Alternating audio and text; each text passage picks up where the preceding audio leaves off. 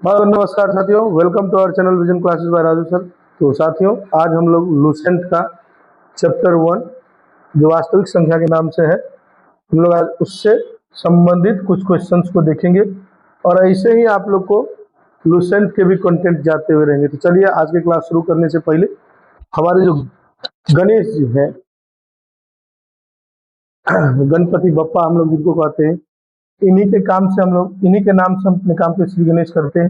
चलिए, आज का हमारा जो मोटिवेशनल क्वेट्स है वो कहती है, किस्मत भी बादशाह उसी को बनाती है जो खुद कुछ करने का जिसमें हुनर होता है, या कह सकते हैं जिनमें उस चीज की खुद कुछ करने के या खुद कुछ कर गुजर जाने का एक हिम्मत होता है। तो आइए आगे हम लोग अपने क्लास में आते हैं। क्लास हमारा ये है, चैप्टर 1 है, जो कि आप लोग देख रहे होंगे।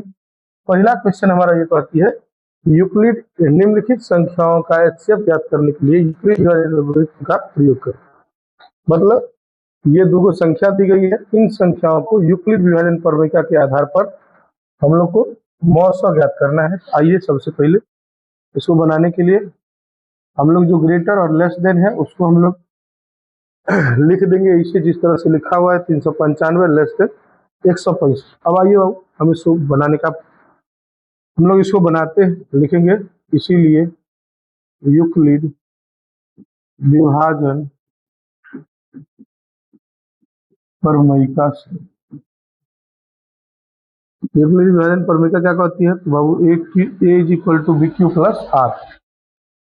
ये मतलब हो गया भाज्य बराबर भाजक गुने भागफल जो शेष, जो कि आप लोग जानते हैं कि बचपन से ही हम लोग भाग को सिद्ध करने, अर्थात हमारा भाग सही है या गलत है, इस बात की जानकारी के लिए हम लोग इसको ट्राई करते थे। आइए हम लोग इसको पहले भाग विधि से बनाते हुए उसके बाद इसका जो भी चीजें होंगी ये आपको हम समझाते हुए चले।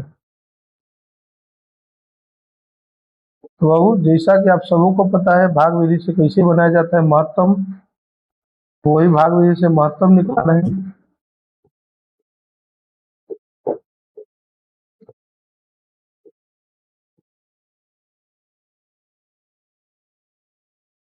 अब हम करेंगे क्या, तो इसमें देखेंगे भाज्य कौन सा है, भाजक कौन सा है, भागफल कौन सा है और शेषफल कौन सा है। हम उसको बारी बारी से लिखते हुए चलेंगे। चलिए, तो सब आदमी जानते हैं इसमें भाज्य कौन सा होगा, 395। भाजक कौन सी होगी तो 165। भागफल कौन सा होगा, 2। और शेषफल हमारा क्या हो जाएगा, 65। आइए इसके बाद के स्टेप्स में देखिए, भाज्य ये हो गया, भाजक ये हो गया, भागफल ये और शेषफल ये, तो उसी तरह से लिख दीजिए 165 बराबर 65 गुने 2, जोड़ आपका 35 बच जाता है, 35। आगे चलिए, फिर आगे जो हमारा स्टेप है इसमें भाज्य भाजक भागफल और शेषफल इसी तरह से लिखते हुए चलेंगे। 35 गुने 1 प्लस में 30। अब आगे जैसे चलेंगे तो 35, मतलब बारी बारी से हम देखते क्या आ रहे हैं, जो भाजक था ना वो भाज्य बनता हुआ चले जाएगा। ध्यान से देखिएगा तो ये आपको पता चलेगा कि जो भाजक होगा वही आगे चल करके भाज्य बनता हुआ चला जाएगा। लिखेंगे 35 बराबर 30 गुने 1 प्लस 5, तो 30 बराबर लिखेंगे 5 गुने 6 जोड़ 0। जो लास्ट वाला हमारा भाजक होगा वही हमारा एचसीएफ हो जाएगा, अर्थात एचसीएफ बराबर हमारा कितना हो गया, 5। यही आंसर। इसका एक बार आप लोग स्क्रीनशॉट ले लीजिए, तो हम आगे बढ़ते हुए चलेंगे। चलिए, आगे जो हमारा क्वेश्चन है वो ये कहता है, ये सवाल हम लोग इसको बनाते हैं।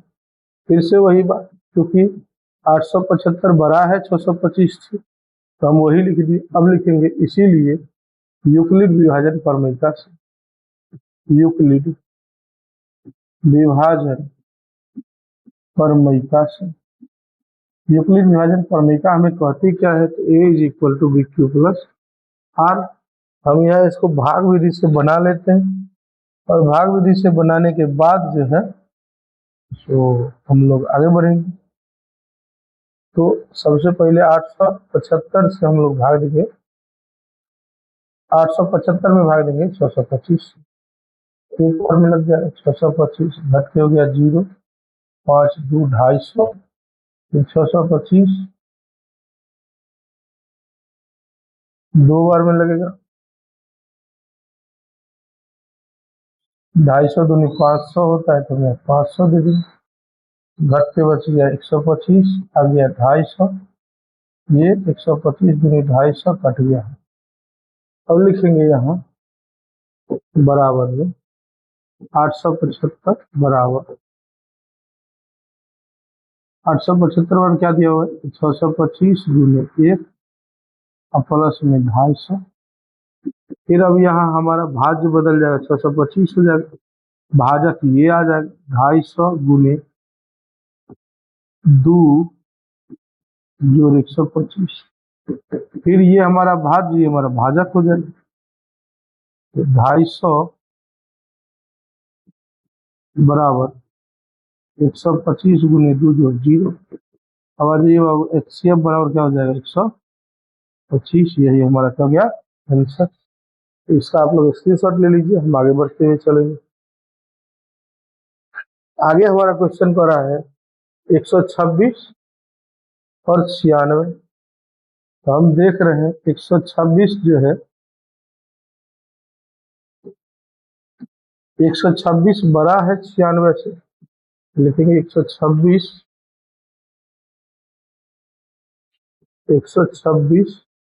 बड़ा है 96 से, तो 96 से 126 में हम लोग भाग दे देते हैं। एक बार में लग जाएगा 96, 0 30, फिर आ गया 96, 30 किया 90, कट के आ गया 6, 6 पंचे 30। तो आइए अब लिखेंगे, चूंकि यूक्लिड विभाजन प्रमेयिका से, यूक्लिड विभाजन प्रमेयिका क्या करती है, a is equal to BQ plus r, मतलब a है 126, b है 96। अब देखिए ध्यान से, यहाँ q है 1 और r है 30, तो यहाँ लिखते चलिए। फिर आइए, a हो गया 96, b हो गया 30, q 3 बार में लगा है तो 3 और प्लस में 6 दे दीजिए। अब a हो गया 30, b हो गया 6 और q हो गया 5 प्लस रिमाइंडर हमारा 0 हो गया, तो ये हो गया 0। अब लिखेंगे HCF बराबर 6, HCF बराबर 6, यही हमारा क्या है आंसर। चलिए अब आगे हम लोग बढ़ते हैं। आगे हमारा क्वेश्चन है, कह रहा है 455 जो है वो बड़ा है किससे 42, इसको हटा लो। 455 जो है वो 42 से बड़ा है, तो आइए हम लोग 42 से पहले बना के देखते हैं।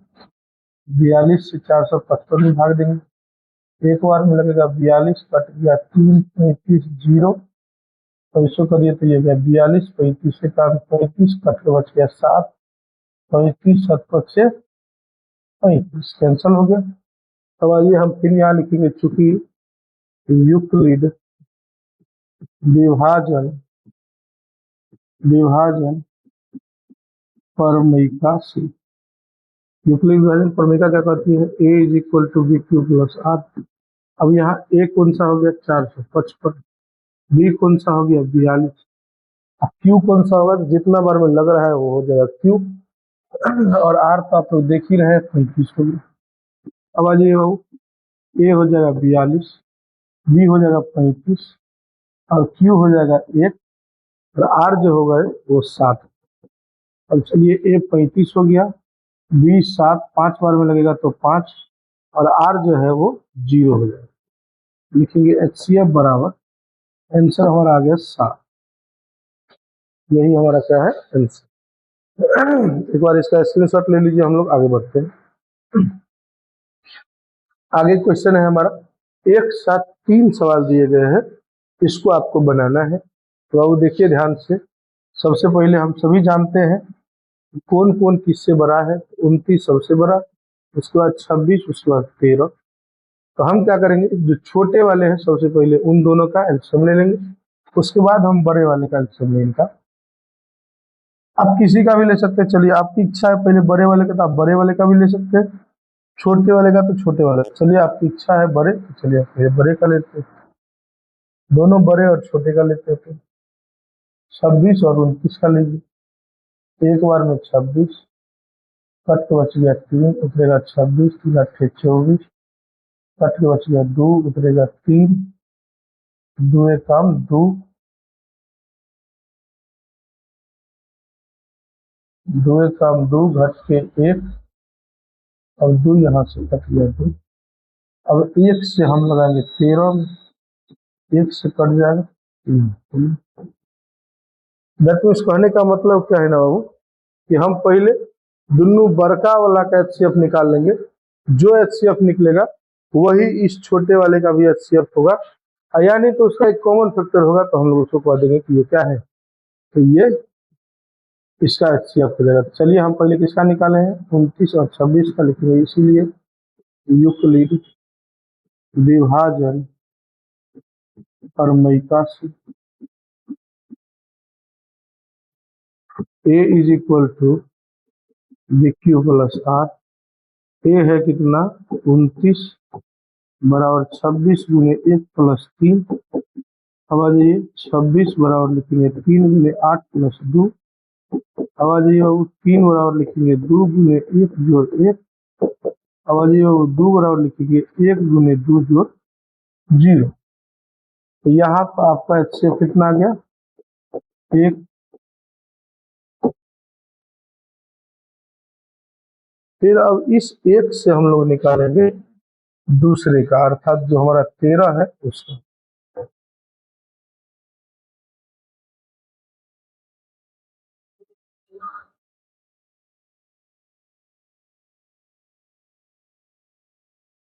चलिए तो हम जानते हैं 13 बड़ा है 1 से, लेकिन 1 से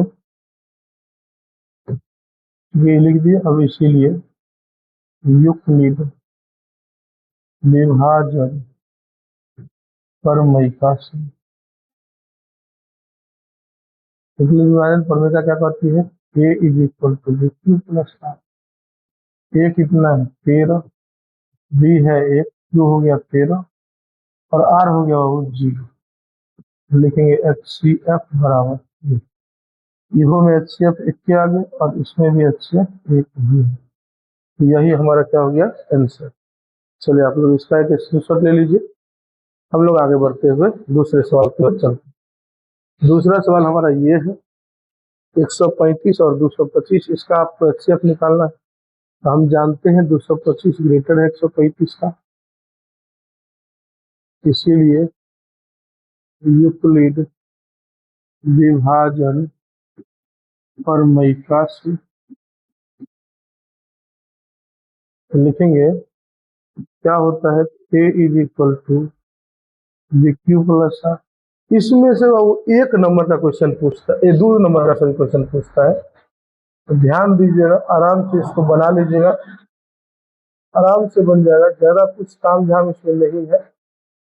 अगर आप बना लेते हैं तो 1 नंबर आपको इजीली मिल जाएगा, कोई दो राय नहीं, कोई ज्यादा मेहनत नहीं। पहला लेसन का पहला क्वेश्चन है, आराम से बन जाना चाहिए हर एक बच्चों को। तो आइए बाबू हम लोग देखते हैं, ए हमारा 225 है बराबर बी हमारा 135 है। एक बार में लगाएंगे तो 1 दे दीजिए, अब रिमाइंडर हमारा बच गया 90। अब आ जाइए 135 बराबर हम लिखते हैं 90 गुने 1 जोड़ 45। और 90 बराबर हम लिखते हैं 45 को यदि हम 2 बार गुना करते हैं तो 90 हो जाते हैं। लिख देंगे एच सी एफ बराबर 45, यही हमारा आंसर, यही हमारा आंसर हो जाएगा, जो कि इजीली आप लोग देख पा रहे होंगे। चलिए इसको उतार लीजिए, स्क्रीनशॉट ले लीजिए, हम आगे बढ़ते हैं। आगे हमारा क्वेश्चन है कि सिद्ध करिए कि प्रत्येक धनात्मक सम पूर्णांक 2q के रूप में होता है तथा प्रत्येक धनात्मक विषम पूर्णांक 2q प्लस 1 के रूप में होता है। तो आइए बाबू हम सम और विषम संख्या को भी बता दिए हुए हैं, और सम संख्या में यदि कोई मतलब अचर मान या कह सकते हैं अचर पद जोड़ दिया जाता है तो उसी को हम लोग सम पूर्णांक भी कहते हैं। और उसी सम पूर्णांक में यदि कोई विषम संख्या जोड़ दिया जाता है तो वो विषम पूर्णांक कहलाती है। तो आइए हम लोग देखते हैं इसको। तो सबसे पहले मानेंगे, माना कि माना कि वह विषम पूर्णांक बराबर, वह धनात्मक पूर्णांक सीधे लिखिए, विषम पूर्णांक देने की जरूरत नहीं है। वह धनात्मक पूर्णांक, वह धनात्मक पूर्णांक बराबर x, इसीलिए इसीलिए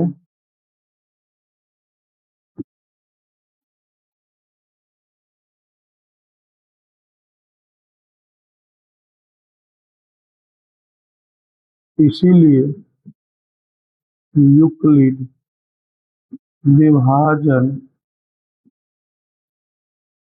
प्रमेय से आप कुछ भी ले सकते हैं। एक्स लेने का मन है एक्स ले लीजिए, ए लेने का मन है ए ले सकते हैं। तो चलिए, तो हम जानते हैं यूक्लिड विभाजन प्रमेय से क्या होता है, A is equal to B Q plus R. वह धनात्मक पूर्णांक अर्थात हम ए माने हैं एक्स को। अब बी जो है वो किस रूप का है, तो दो क्यू के रूप का, तो लिखेंगे दो क्यू प्लस आर। अच्छा, वो आर कहाँ तक हो सकता है, जहां आर बराबर या तो 0 होगा या 1 होगा। इस बात को समझिए ध्यान से। ये हमारा भाज्य है, ये हमारा भाजक है, भागफल है और शेषफल है। कभी भी जो भाजक होता है उससे शेषफल एक कम ही हो सकता है, एक अधिक या उसके बराबर नहीं हो सकता। जैसे एग्जाम्पल के तौर पर यदि हम बात करें दो से, आप किसी भी संख्या को ले लीजिए, आप कोई संख्या उठा लीजिए, आप उस संख्या में भाग देंगे ना, तो शेषफल या तो 0 होगा या तो 1 हो सकता है, 2 नहीं हो सकता या 2 से अधिक नहीं हो सकता। जैसे एग्जाम्पल के तौर पर यदि मान लीजिए मैं 3 ले लेता हूँ, तो 2 एक काम 2 बच गया हमारा शेषफल 1, जो कि 2 से छोटा है। मतलब ये कहती है यूक्लिड विभाजन प्रमेय का कि ये जो b होता है ना, वो 0 से बड़ा, 0 के बराबर हो सकता है, सॉरी r, लेकिन b से ना तो b के बराबर हो सकती है और न ही b से बड़ा हो सकती है। ध्यान से समझिए, r जो है वो कभी भी 0 भी हो सकता है और 0 से बड़ा भी हो सकता है, लेकिन कभी भी b से बड़ा या b के बराबर नहीं हो सकता। तो इसीलिए कभी इस सवाल पूछ दिया जाता है इस तरह से आपको, यूक्लिड विभाजन प्रमेय से क्या होती है, r किसके बराबर, और मतलब संबंध कौन सा सत्य है, इस तरह से दे दिया जाएगा। आपको ऑप्शन दे देगा कि 0 ऐसे r और ये चिन्ह देके क्या दे b। दूसरा ऑप्शन आपको दे देगा 0 greater than r less than b, इस तरह से दे देगा। तो इस तरह से ऑप्शंस देते जाएंगे, जिसमें आपको ये ऑप्शन टिक मारने हैं कि r जो है ना वो 0 से बड़ा और 0 के बराबर हो सकती है, लेकिन कभी भी b से बड़ा नहीं हो सकती, अर्थात हर हमेशा b से छोटा ही होगा, जो कि हमने अभी तुरंत आपको यहाँ भी बताया हुआ है और उस बात से भी आपको समझ में आ गई हो। तो जो r होगा वो हमारा b अर्थात जो हमारा भाजक होगा उससे एक कम हो सकता है, 0 हो सकता है, ना कि उसके बराबर हो सकता है और ना ही उससे अधिक हो सकता है। आइए, r बराबर जब 0 होगा, हम लिखेंगे जब r बराबर 0 हो तो x बराबर, हमने क्या कहा, दो क्यू प्लस आर, मतलब दो क्यू प्लस आर के जगह पे हमको रखना है 0। तो ये दो क्यू हो गया जो कि सम पूर्णांक कहलाता है। हमने आपको अभी तुरंत शुरुआती में ही बताया कि जब किसी सम संख्या में हम अचर मान को जोड़ देते, सॉरी चर मान को रख देते हैं, तो वो सम पूर्णांक के रूप में परिवर्तित हो जाता है। अर्थात कहने का मतलब ये दो क्यू जो है वो क्या है, सम पूर्णांक। अब आइए फिर, जब r बराबर 1 हो तो x बराबर फिर वही दो क्यू प्लस आर, तो दो क्यू प्लस 1। अब हमने आपको ये भी बताया हुआ था कि जब किसी सम पूर्णांक में कोई विषम संख्या जोड़ दी जाती है तो वह जो पूरी संख्या हो जाएगी वो आपका विषम पूर्णांक हो जाएगा। वो जो पूर्णांक पूरी होगी वो क्या हो जाएगी, विषम पूर्णांक। तो देखिए हमने क्या कहा, मतलब सवाल क्या कर रही है कि प्रत्येक धनात्मक सम पूर्णांक दो क्यू के रूप में, तो हमने दिखा दिया है कि ये दो क्यू के रूप में है। अब कह रहा है उसके बाद प्रत्येक धनात्मक विषम पूर्णांक, जो कि विषम पूर्णांक हमने यहाँ दिखाया है, वो कह रहा है दो क्यू प्लस 1 के रूप का होता है। अर्थात हमने जो बनाया या जो सवाल हमारी कहती है वो दोनों के दोनों सत्य है, अर्थात ये सिद्ध करना था तो ये सिद्ध हो गया। लिखेंगे अतः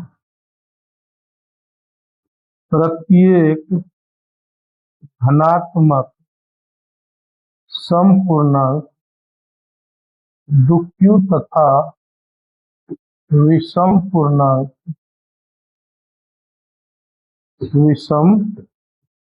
पूर्णांक दुक्यू प्लस 1 के रूप की होती है।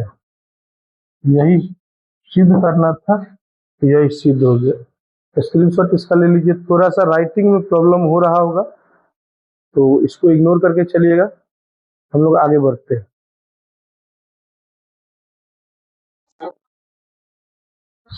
अगला हमारा सवाल कर रहा है, दर्शाइए कि एक धनात्मक विषम पूर्णांक 4q+1 या 4q+3 के रूप की होती है। तो आइए बाबू हम इसको बना के देखते हैं। फिर वही बात लिखेंगे, माना कि धनात्मक विषम पूर्णांक बराबर x, इसीलिए चिन्ह दे देंगे। अब इसीलिए यूक्लिड विभाजन प्रमेयिका से यूक्लिड विभाजन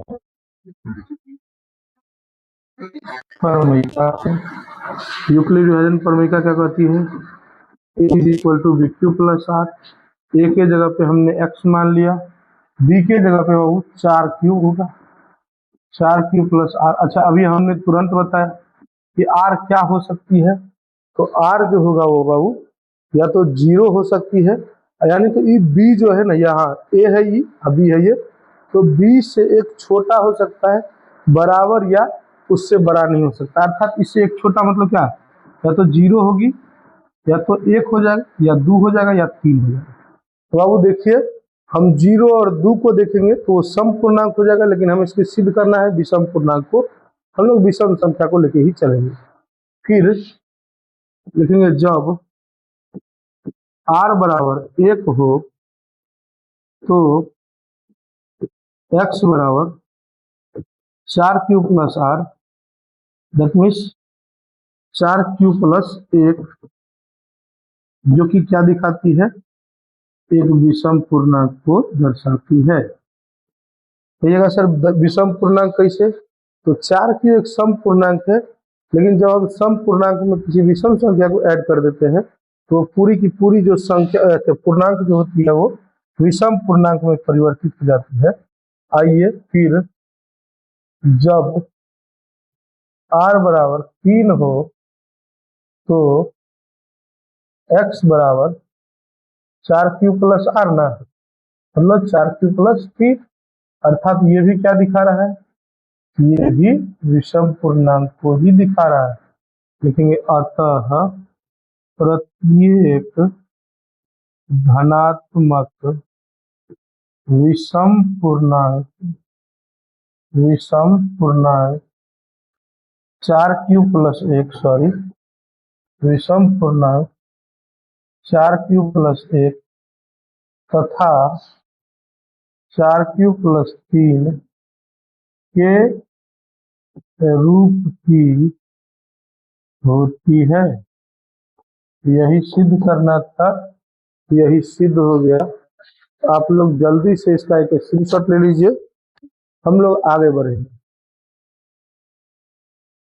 चलिए आगे का क्वेश्चन जो हमारा है वो ये कहती है, सिद्ध करें कि प्रत्येक सम पूर्णांक दुक्यू के रूप में तथा प्रत्येक धनात्मक विषम पूर्णांक दुक्यू+1 के रूप में। तो ये सवाल हमने शायद अभी तुरंत बनाया है, थोड़ी देर पहले। ये सवाल है, ये देखिए एकदम यही है, तो हम इसको छोड़ रहे हैं, आप लोग इसको बना लीजिएगा पीछे के सवाल को देख करके। फिर से यही सवाल आगे, दोनों शायद ये टाइपिंग मिस्टेक है तो इसको इग्नोर करके चलिए। अब ये देखिए,